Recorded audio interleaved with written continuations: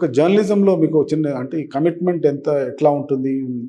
ఒక మంచి రిపోర్ట్ రాసాం నాకు వచ్చే సాటిస్ఫాక్షన్ ఎట్లా ఉంటుంది? ఒక చిన్న ఎగ్జాంపుల్ చెప్తాను మేడం. సార్ నేను డెక్కన్ క్రానికల్లో రిపోర్టర్గా ఉన్నప్పుడు చంద్రబాబు నాయుడు గారు సీఎం. దాన్ని ఈ సర్ప్రైజ్ విజిట్స్ చేసేవారు ఆయన. సార్ గాంధీ హాస్పిటల్కి ఒక సర్ప్రైజ్ విజిట్కి వచ్చారు ఆయన. సో ఒక చిన్న పిల్లవాడు ముస్లిం బాయ్, అతనికి ఏదో సమ్ ప్రాబ్లం ఉంది, టీత్ అండ్ లిప్.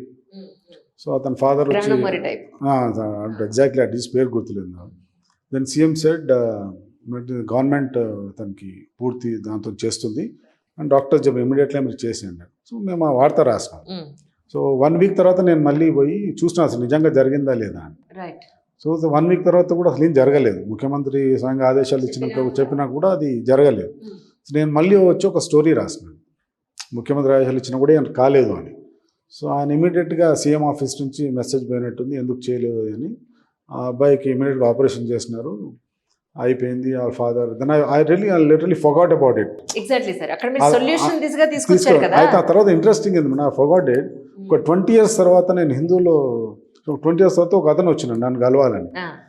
అతను క్రానికల్ పైన అంటే లేదు సార్ ఇప్పుడు హిందూలో పనిచేస్తున్నాను అంటే అతను వచ్చినాడు. వచ్చి ఒక స్వీట్ బాక్స్ వస్తే ఎవరు నేను గుర్తుపట్టలేదంటే, సార్ మీరు అట్లా హిందూలో మీరు క్రానికల్లో ఒక స్టోరీ రాసినారు సార్, అప్పుడు he was just 5-6 years boy, ఇప్పుడు 25 years ఉన్నాడు sir. He really got into a job sir now. So I couldn't forget that and ఆ స్వీట్ బాక్స్ తీసుకొని వచ్చినాడు.